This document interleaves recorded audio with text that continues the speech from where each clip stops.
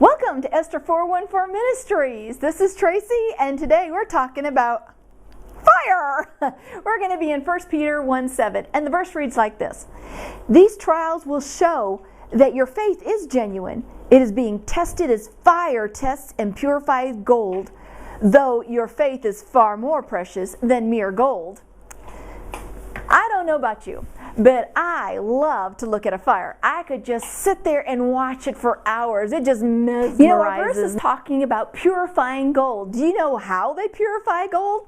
They have to put it in a kiln, and then they have to heat it up. And then all this dross, which is the impurities, the yuck stuff, that comes to the top, and then they skim it all off, and then they let it cool back down. And then they heat it back up again, and then they skim off all the junk that comes up again. And then they let it cool down, and they keep on doing that until the guy looks over and he can see his face in the gold. And then he knows it's pure gold, and it's ready to be cooled down and set. Well, this is what the verse is talking about, what the Lord does to each one of us. He'll allow these trials, these things to come into our life to test us, what's inside of us, because what's inside is going to come out. Not so God can see, but so you can see, so you know what's on the inside. And these circumstances that the Lord allows in our lives, that He creates or He brings along, it shows us what's on the inside. I mean, from small little tests like working our patience when we go to a store, or when we're waiting in line, or we're doing something, and there's these, you know how when you get to the checkout, everybody else seems to be there at the exact same time? I mean, everybody that's in the store is right there at the checkout. Well, that's a test of your patience. How are you going to handle that, okay? Are you going to get there and get mad? I mean, really, it doesn't solve anything, right? So it's testing the inside, and God will allow these tests to continue coming along until we've got the right response in each and every test. And these tests continue on. He'll bring along those tests, and He'll show what's in our heart, and that will come out. And then He'll let it cool down again until He can see His face in our lives, that we are conformed to the image of Jesus, that we are worthy to be called ambassadors of Christ. But see, these tests continue to come along in our lives. It's never going to be a time, oh, I've arrived at perfection. You've arrived at perfection when you're seeing Jesus face to face in heaven, okay? That's when perfection happens. But He allows these things to continue in our life. But see, the Lord is so kind and merciful that He doesn't throw us in all the tests all at once. He'll test us in different areas of our life along the way. And that's where the high mountains come in. And we're in between those tests, and we're like, oh, this has been so wonderful. And then He's like, okay, it's time for another test. And then we start going down to the valley because that dross that is coming to the top, He's allowing those tests in our lives again. But it's always a matter of our response. How are we going to respond? Our response needs to be Christ-like. We need to focus our eyes upward to God, to Jesus, and call out to Him and say, Lord, what would you have me learn during this time? What is it that you're trying to teach me?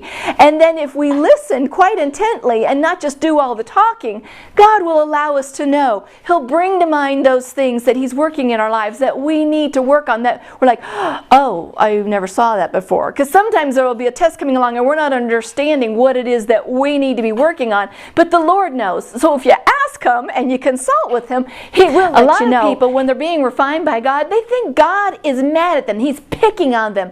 But listen to this.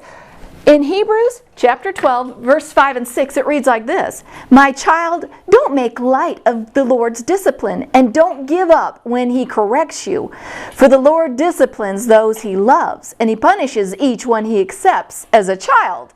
Now, those are pretty harsh words, aren't they? But think about, if you have children, do you not discipline them? Well, if you don't, you should, but that's a whole other thing. But listen, I mean, with my children, when they were small, if they did something wrong, I'll tell you what, the spoon came out, and I spanked them on their bottoms. So realize this, God is not picking on you. See, if you're called a child of God, He is going to discipline you. He's going to keep you on the right track, whatever it takes. And it may be painful, but it's worth it in the long run. The Lord knows where He's heading you towards, and He wants to keep you on the right track. He wants to bless you. He wants to favor you, and He wants the best for your life.